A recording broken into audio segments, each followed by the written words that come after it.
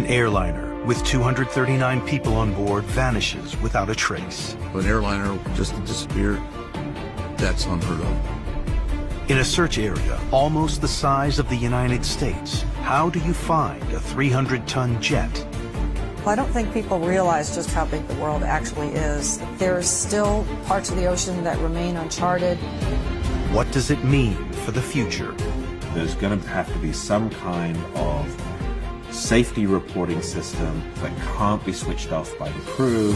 This is the story of the missing Malaysian plane, told by the world's top aviation experts. The disappearance of Flight 370, not a game changer, it's a world changer.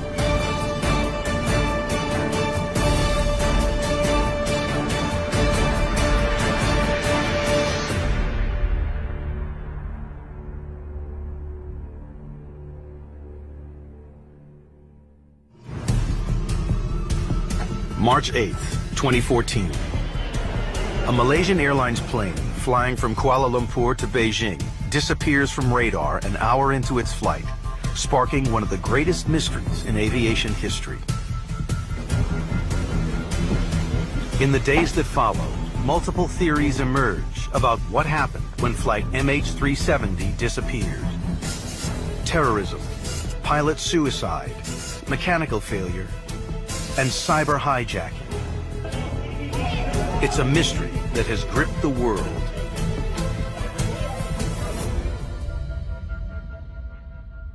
It's perhaps because down deep people still see an airplane flying overhead and don't understand completely that there's physics involved, it's flying, it's fine.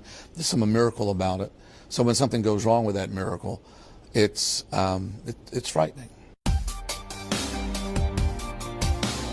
So what do we know? The plane took off from Kuala Lumpur at 12:40 a.m. local time on Saturday, March 8th. It was due to arrive in Beijing just over 6 hours later at 6:30 a.m. At 7 minutes past 1, the last signal from the Aircraft Communications Addressing and Reporting System, or ACARS, which relays technical health checks to the ground, is received. At 1:19, the plane leaves Malaysian airspace. The crew gives their final sign-off. They should now check in with Vietnamese air traffic control, but fail to do so. On the face of it, the crew, seen here as they pass through security at Kuala Lumpur, are a good team. First Captain Zahari Ahmad Shah, a veteran pilot with 18,000 flying hours, has a reputation as a conscientious and professional flyer. Next, the co-pilot, Farik Abdul Hamid. He was on the verge of proposing to his girlfriend, who is also a pilot. The plane they're flying, a Boeing 777, has an excellent track record. It's a favorite among pilots. This Boeing is the world's largest twin-engine passenger jet. It entered commercial service in 1995. The Boeing 777 is one of the safest aircraft ever to fly. It's the first airliner ever built strictly on a computer. Although it's only twin engine, it's a very large airplane and has very quickly become a very popular airliner with airlines all around the world. They've sold over 1,100 so far and going strong. At 21 minutes past 1, the cockpit device that sends and receives radar signals, called the transponder, is turned off. Less than 10 minutes later, at 1:30 in the morning, the plane disappears from air traffic control radar. At 2:15 in the morning comes the last sighting on military radar. We now know that after losing contact, Malaysian military radar observes the plane taking a sharp left turn to the west, a maneuver confirmed by the Thai military. That would seem highly unlikely that an aircraft would be changing its direction as it did without some intervention from somebody. But, you know, someone turned off the equipment, someone reprogrammed the computers to fly in a different direction. Airplanes don't do that themselves. This is a crucial moment in working out the fate of the missing plane. Was the crew reacting to an emergency and trying to reach the nearest airport? What was happening on board?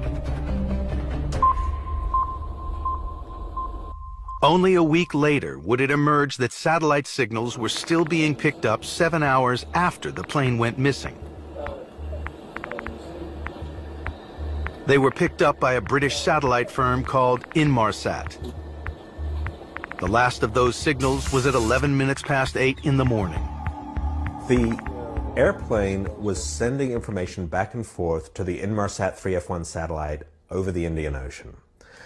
And while it wasn't sending proper messages, it was just sort of sending "I'm alive" pings. One of the things it picked out was the speed of the plane relative to the satellite. And so we know from that information that the plane was traveling at hundreds of miles an hour. It wasn't crashed on the bottom of the ocean or something like that. In the days that follow, each new clue only seems to deepen the mystery. At its peak, the search will cover a staggering 2.96 million square miles, involve 7 nations, and aviation experts from around the world. Back on March 8, when relatives and friends gather in Beijing to meet flight MH370, they are told the plane has been delayed.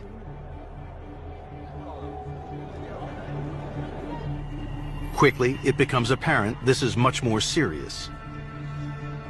People are taken to a city hotel, but they still don't know what's going on.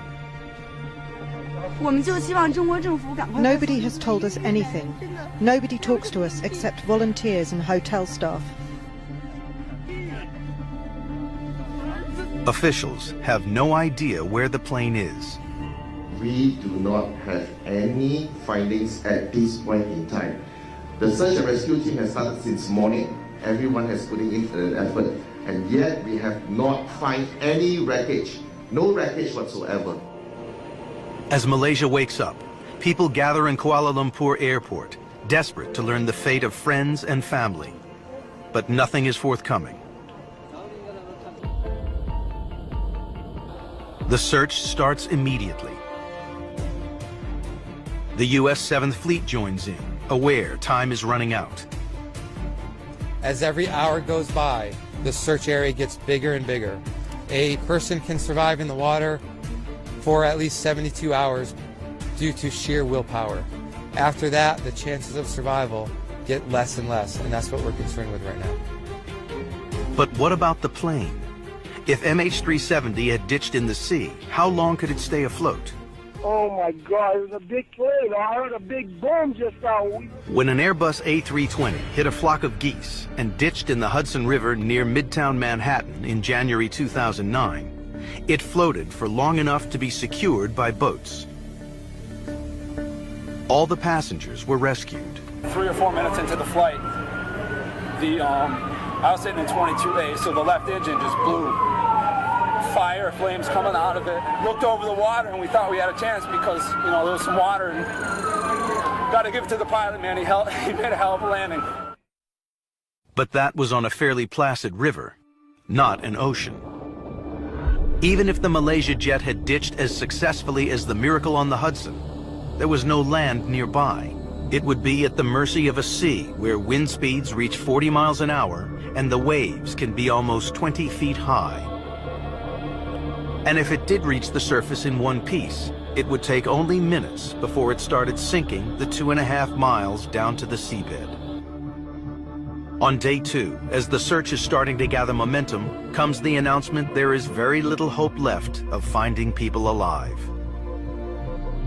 We have communicated to the family members that after more than 30 hours without any contact with the aircraft, we believe that the family members should prepare themselves for the worst. Relatives and friends are beside themselves with grief and anger. Without knowing what has happened to their loved ones, the sense of loss intensifies. What follows is one of the biggest and most intense search operations ever mounted for a missing aircraft. The area it covers is vast, millions of square miles. Ships, planes and submarines from 7 countries scour the sea to find debris and clues. But it soon becomes apparent. This is a mystery unlike any in the annals of aviation.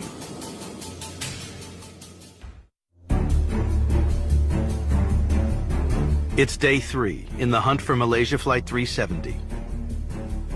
Searchers are desperate to find the black boxes, which are critical to finding out what happened.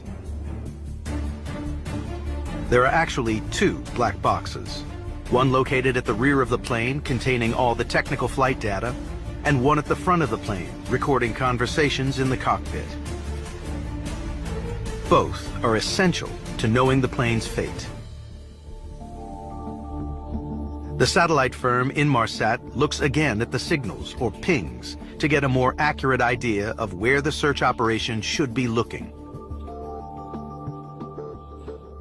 The engineers at Inmarsat have managed to do an incredible analysis that picks out partial information about what the plane was doing. And this is what scientists love. You have partial clues, and it's like a crossword where you've just got a couple of words missing, and you try and make guesses to fill it in, and you can constrain where the plane might have been, but you can't get a specific position. With no wreckage and no black boxes, the investigation looks elsewhere for clues to what happened. When Malaysia Air Flight 370 disappeared, it vanished suddenly from radar screens, and there was no distress call from the pilot. It is extremely uncommon for aircraft to disappear. How often do planes seem to disappear? Almost never. I think no one can rule out foul play at this stage, and that could be anything from a terrorist attack across to an act of sabotage. In December 1988, another flight, Pan Am 103, mysteriously disappeared from radar with no distress call. Its wreckage devastated the tiny town of Lockerbie, Scotland. 270 people lost their lives. The evidence pointed to a bomb concealed in a suitcase in the hold, checked in by a passenger who never boarded. The tragedy led to much tighter security across the industry. After Lockerbie, we saw hold baggage having to be 100% screened, and anything that wasn't reconciled with the passenger would be removed from the aircraft. The years since Pan Am 103 have seen a deadly race between terrorist bomb innovation and systems developed to counter them. Each new threat has brought new security measures. In 2001, British terrorist Richard Reid unsuccessfully attempted to detonate explosives in his shoes during a flight between Paris and Miami. In 2006, British police uncovered a terrorist plot to detonate liquid explosives in 10 airliners traveling from the United Kingdom to the US and Canada. And in 2010, powder explosives were found hidden in printer cartridges on a UPS cargo plane at East Midlands Airport in England. After the Richard Reid incident, a new methodology, we all had to start taking our shoes off. The liquid bomb plot, and we all know the absolute chaos that caused with taking liquids on board an aircraft. So new protective measures have to be put into place. Could it be that a new generation of terrorist bomb took out flight MH370?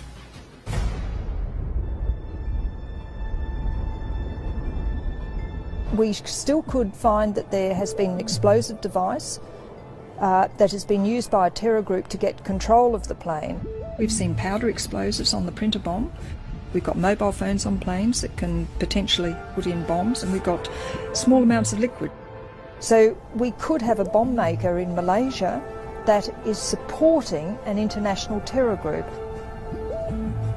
But there is evidence to suggest that MH370 could not have exploded like the Lockerbie plane. Lockerbie disappeared off the air traffic control secondary radar, but the bits falling out of the sky, bits of aluminium fluttering down, could still be seen on primary radar. In the case of MH370, the Malaysian military saw the aircraft, but it didn't disappear for them.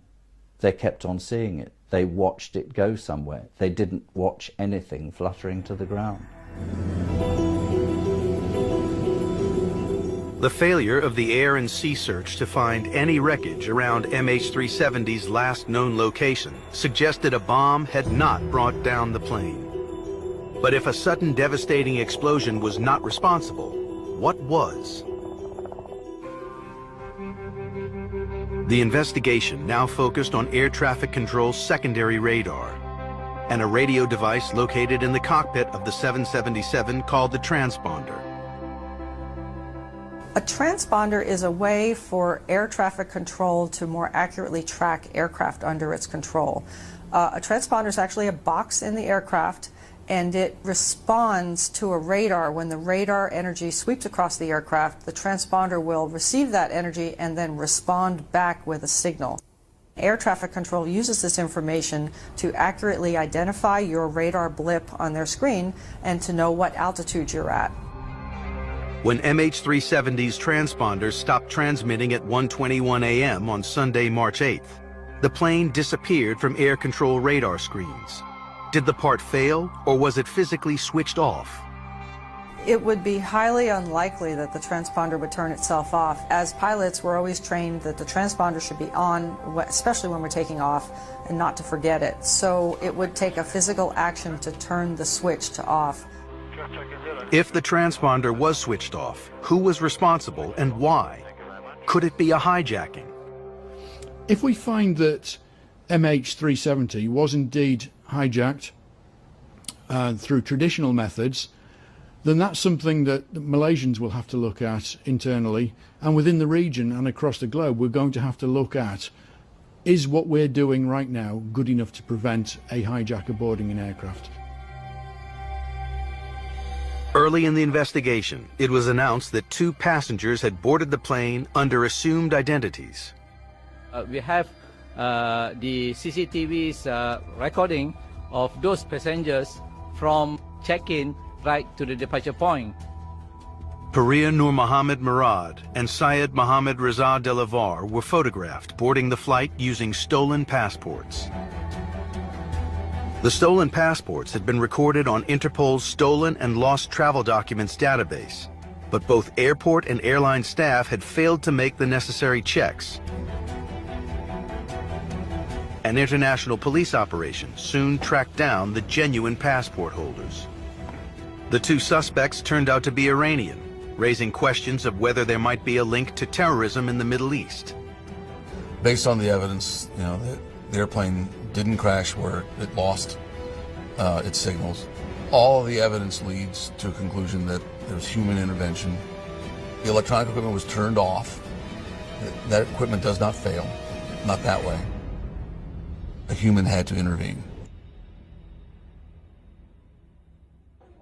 But then, a surprise announcement. The Malaysian police declared that one of the suspects was an asylum seeker. We believe that he is not likely to be a member of any terrorist group. And we believe that he is trying to migrate to Germany. Since visa requirements were eased for Iranian nationals traveling to Malaysia, the country has become a hub for Iranians looking for ways to emigrate to Europe. But if it was a hijacking, how could an intruder have gained access to the cockpit? Since 9/11, flight deck doors have been reinforced, now bullet and axe-proof, to prevent intruders, giving pilots time to make a distress call. In the absence of any tangible evidence to explain the plane's disappearance, new theories emerge, including cyber terrorism.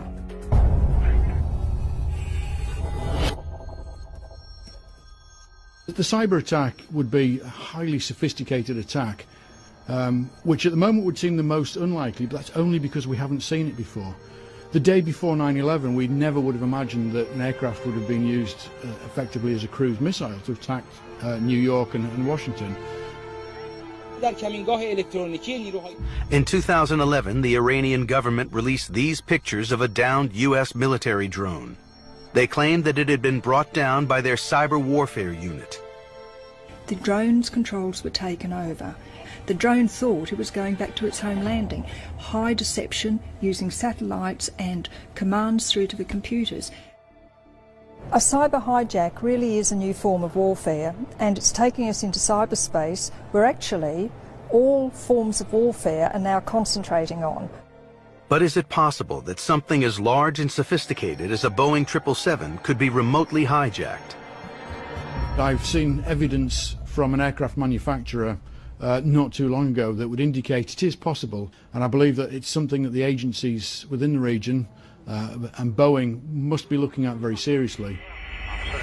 A cyber hijack is an act of taking over control. People within the passenger cabin may be able to enter into the systems by hacking through the entertainment systems, or there may have been airside access through the maintenance windows.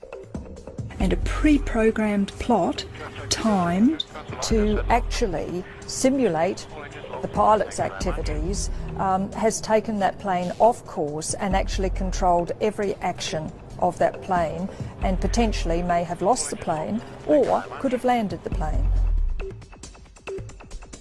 I honestly don't think a computer hacker could have taken control of the aircraft. Perhaps it's possible. I really doubt that. The systems on board these aircraft are so sophisticated, and they're designed to be as safe as humanly possible. To have a door open in their computers for that, I would find highly unlikely. 5 days after its disappearance, the White House makes a startling announcement. A satellite has picked up information from the plane in the form of an electronic pulse, or ping, which indicates that the flight may have continued for up to 4 hours after it disappeared from air traffic control's radar. They know it came from the aeroplane, but it wasn't like a transponder response which gave a whole load of identification. They just happened to know that it was that aircraft, but there was no information in this ping. It was just a ping. The Malaysian government also confirms that their primary radar records show the plane did deviate from its flight path. But each new piece of evidence raises a new question. If the plane changed direction, where was it heading? And if it continued to fly, why did it maintain radio silence? By day 9 of the investigation of Malaysian flight MH370, there are still more questions than answers. Malaysian officials have confirmed a left turn shortly after the final radio transmission from the cockpit. Sudden turns from passenger jets in flight are extremely rare and show that the pilots had actively switched off the autopilot. But why? Could it have been an attempt to commandeer the plane with malicious intent?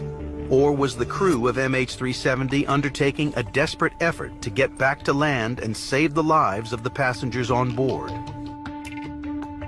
Some experts are taking seriously the theory that there could have been a catastrophe on board.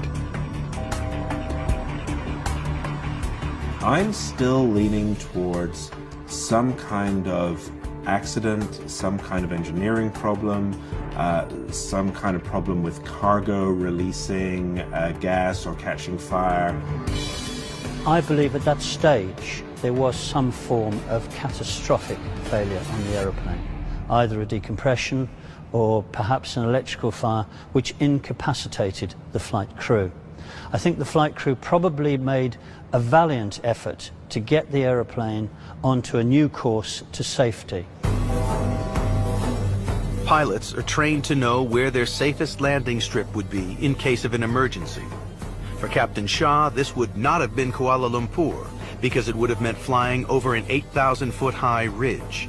Instead, he would have been making for another airport at Pulau Langkawi. My belief is that an experienced pilot like the captain of this aircraft would know instantly that he had smoke in the flight deck, that he would have to get to land as soon as possible. The nearest land to him was to the left, off to the west, and I believe he probably turned on to 270 degrees while he tried to resolve the fire issue, heading back towards land and getting ready for an emergency landing. A fire on board an aircraft would wipe out the transponder and ACARS system, which send flight location and technical data about the aircraft back to base via satellite. Whatever his attempts were, I believe that he probably lost consciousness before he could carry them out successfully, and the rest of the flight was carried out on autopilot, with the autopilot functioning as it would without any form of monitoring. So was a fire the real culprit? It's been reported that the plane was carrying over 400 pounds of lithium-ion batteries, which can be flammable, in its hold. The accident theory still leaves open the question of why the pilots didn't send a distress call. And with no physical evidence to go on, it can only be a theory. Since the Boeing 777 entered service, the aircraft fleet has accumulated more than 18 million flight hours and has gained a safety record that is second to none. Well, the Boeing 777 is one of the safest aircraft ever to fly. It is remarkably safe. But even on the 777, mechanical failures are not unheard of. Mayday, mayday. Aircraft accident, aircraft accident. Type is a 777. Nature of problem is crash. Despite its safety record, one Boeing 777 did crash in 2008. A mechanical fault in the fuel line of British Airways Flight 38 caused ice crystals to form in the fuel system. Both engines lost power and failed on its final approach to London's Heathrow Airport. The aircraft just made it onto the runway. No one died, but it would have been a very different story if the plane had failed earlier when in mid-flight. One of the survivors of that crash was former lecturer Paul Stafford. The oxygen mask fell from the roof of the aircraft, and we seemed to be skidding for an eternity, bumping and bashing around. I smashed my head in the front of the seat. I buckled my body in half. My chest was hurting. We eventually stopped, and it was completely quiet.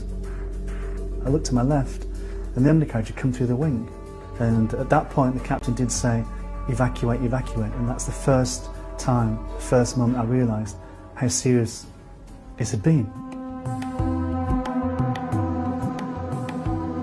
On day 8 of the MH370 investigation, the British satellite company Inmarsat reveals that the plane did not vanish. Their satellite made contact with the plane while it was in the air, strongly suggesting the plane had flown on for a further 7 hours. The Inmarsat satellite was still logged on to the plane, and so you still got these pings once an hour, where the Inmarsat satellite was basically saying, "Do you have any more ACARS info for me?" And the plane's going, "Got nothing." Working from data provided by the ping conversation between plane and satellite, it takes investigators a further 9 days to conclude that MH370 had probably ditched somewhere in the vast expanse of the Indian Ocean. There's just one problem. With no confirmed course and 7 more hours of potential flight time, the search area now covers millions of square miles. Finding a plane that vanished over open ocean might seem impossible, but it's happened before. In June 2009, Air France 447, an Airbus A330 carrying 228 people on board, disappeared over the Atlantic.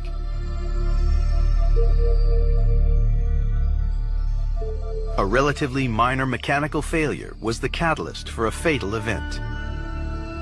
The Air France A330 that went down over the Atlantic, they didn't know for a while, but they were able to find within 5 days some parts of the aircraft, so they knew where it went down.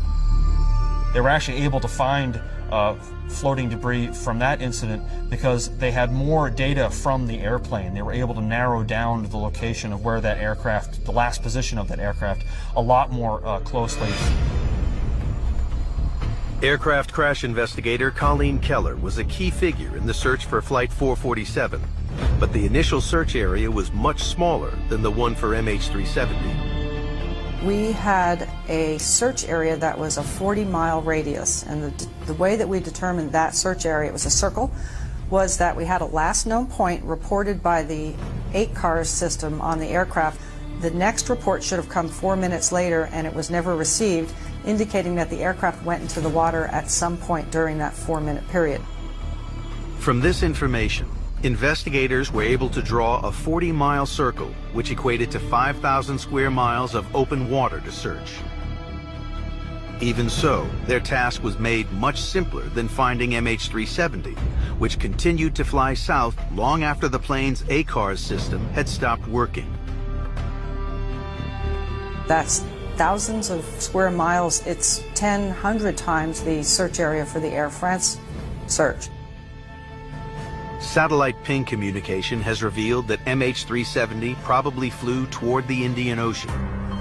Investigators now hope satellite photos can help them find wreckage. That is considerably harder than it sounds, even in a world that seems constantly monitored by satellite. The problem with looking for pieces of debris in the open ocean is you have an area that's not high contrast. Here's what I mean by that. It's possible to look and see very tiny features in satellite images, but it helps to have very high contrast. In other words, if you have a very reflective object against a very black background, that kind of object will be very visible and it'll be easy to identify. Well, the open ocean isn't like that. You've got objects that are maybe floating in the ocean, might be just beneath the surface. You've got sun reflecting off the waves. So it's not an environment where it's really easy to pick out small objects that might be floating there. After many false starts, and with no positive ID on any debris, investigators turned their attention back to the pilots. Captain Zahari Ahmad Shah had joined Malaysia Airlines in 1981. This is a YouTube video that I made as a community service. An aviation fanatic, he had even built a flight simulator in his home, which mirrored the setup of the Boeing 777 he was piloting. Could this have offered any further clues to Malaysian authorities? We took possession of a simulator, of a flight simulator, and we have dismantled it from the home, and we have assembled it at our office, and we are getting experts to look at it now. Have him check and fix the leakage. They reveal that data on the simulator had been deleted before the captain took control of the flight. When files are deleted from a simulator, it may mean that the size of the files is so large that one cleans the system as one goes. But the authorities are getting those files unlocked. They will undelete them, and that may take a little time. But forensically, that is going to be very exciting for the investigation, because it may show exactly the types of very innocent assessments that pilot was doing, or it may show an intention, for a psychological reason perhaps, to create this different pathway that this plane has gone.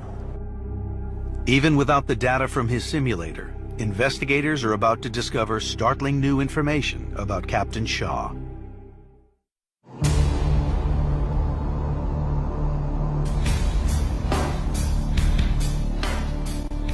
Nine days into the hunt for Malaysia Airlines MH370, the mystery of what happened in the cockpit deepens.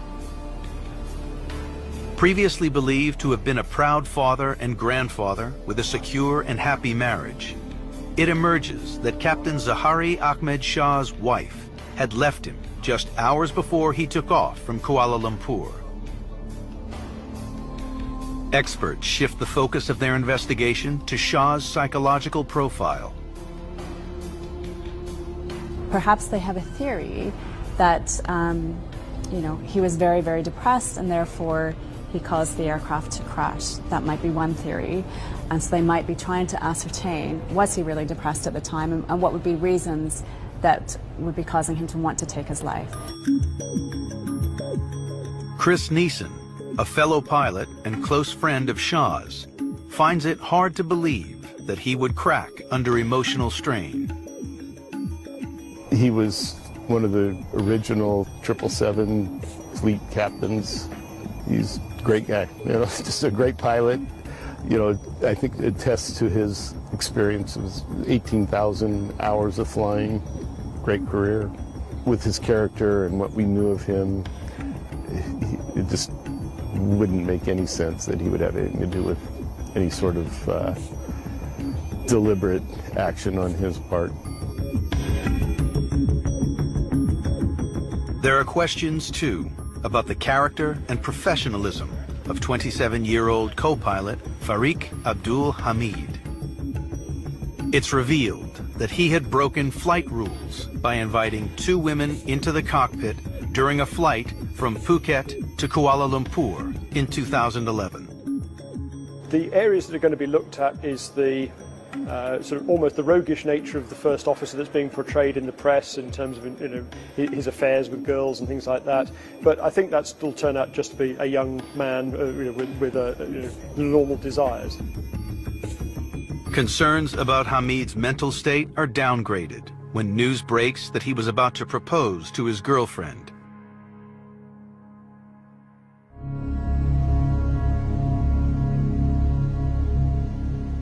Still, the question remains, could either pilot have decided to kill themselves, taking the plane and everyone on board with them? Attention turns to 2 recent cases of such suspected pilot suicide. The first happened in 1997, when a Silk Air flight went down in Indonesia, killing 104 people. U.S. investigators said the pilot had probably crashed the jet on purpose. The U.S. findings contradicted an Indonesian investigation that rejected suicide theory. Just 2 years later, in 1999, 217 people died when their Egypt Air flight from New York plunged into the Atlantic Ocean. Again, U.S. investigators concluded pilot suicide by First Officer Gamil al-Batouti. But Egyptian investigators have consistently disputed this. DNA evidence was found that supported the U.S. view. The physical evidence that was available to the investigators included the fact that there was only one pilot's DNA on the flight deck. The flight deck door was locked at the time of the accident. The other pilot's DNA was on the far side of the cockpit door, as was the fire axe.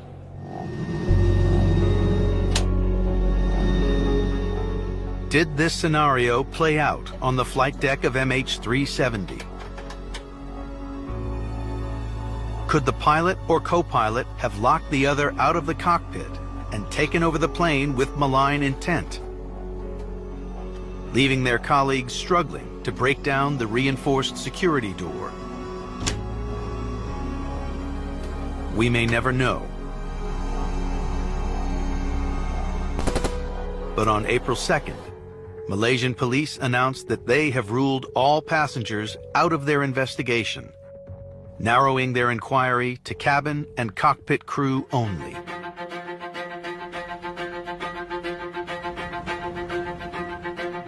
As the search for psychological clues to the mindsets of the pilot and co-pilot continue in Malaysia, the hunt for wreckage goes on in the Indian Ocean, using a system that was employed to find Air France 447 in 2011. Air France 447 went down in the middle of the Atlantic. We performed a technique called probability mapping, and it's a way to assemble uncertain information, often conflicting information, into a single probability map. Hot, indicating high probability that the target is there, and cold, where you shouldn't bother looking. Based on that latest map, they were able to find the wreckage on the bottom at 10,000 feet. It took 2 years for searchers to find the Air France Airbus A330 and its black box recorders in 5,000 square miles of the Atlantic. At its largest, the hunt for MH370 covers just under 3 million square miles, an area roughly the size of the United States. By the beginning of April, searchers from 7 nations are combing an area reduced by probability mapping to 94,500 square miles. Still 19 times the area of the Air France search, and a zone the size of Britain. Answers lie at the bottom of the Indian Ocean, where depths can reach over 26,000 feet. As deep as Mount Everest is high. Even as the search continues, many wonder, How will this incident change the future of aviation?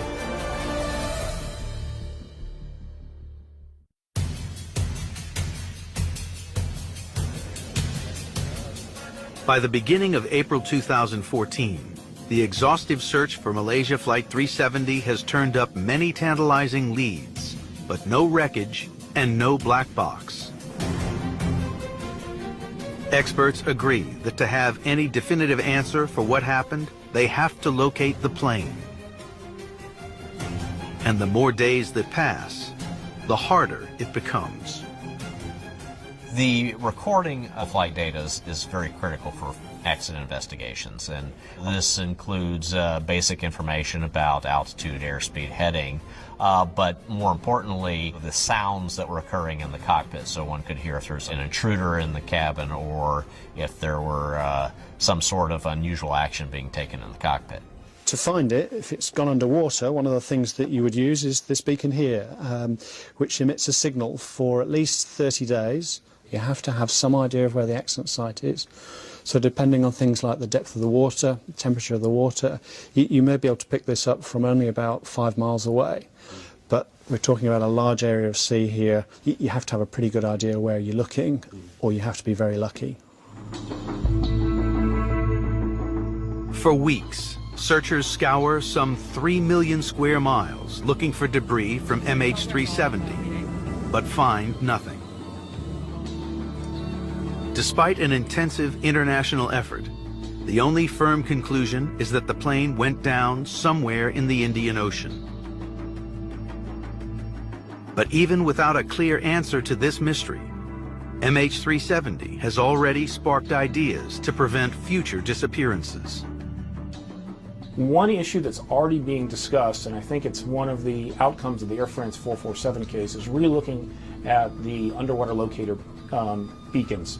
These are pingers on the black boxes. Right now the battery life's only 30 days, so I think longer term batteries on the pinger, so you can go from 30 days maybe to 60 or 90 days life, that would aid in the search. Another idea is a new kind of black box that can eject itself from a falling plane. There's now a lot of interest in having a new generation of systems where possibly the aircraft would actually eject a recording unit before impact. So the aircraft would have some sort of system that would recognize that there's an excessive rate of descent and a crash would be imminent, and then it would eject a unit that would both serve as a emergency locator as well as a recording of the critical events of the aircraft before impact. Perhaps the biggest lesson of MH370 is how easily planes can disappear over open ocean. Already, aviation experts are recommending changes to prevent commercial aircraft from dropping off the map in the future. Well, the missing link that we didn't have in this search that would really have helped us out is some way to keep track of the aircraft. There are devices out right now, satellite-based GPS trackers that people use when they're hiking or general aviation aircraft will use them. And these very easily obtained commercial units could be formalized and used on these aircraft to provide continuous tracking around the world. Another future recommendation may be to data link all civil aircraft in flight. This would network all planes in the sky together to cover the blind spots in aircraft tracking revealed in the hunt for MH370. There's going to have to be some kind of safety reporting system that sends radio signals back that can't be switched off by the crew, and that is protected in much the same way that a black box is protected, so that if there's some onboard fire, it also doesn't get cut off immediately. It may take years for these new technologies to become accepted and implemented. And even then, none will help solve the enduring mystery of Malaysia 370. For the families and friends of the missing, it's an agonizing dilemma with no end in sight. As a searcher, what we need to know is where do we need to start looking under the water. Right now, that's what's really hampering our efforts. We have no impact point on the water.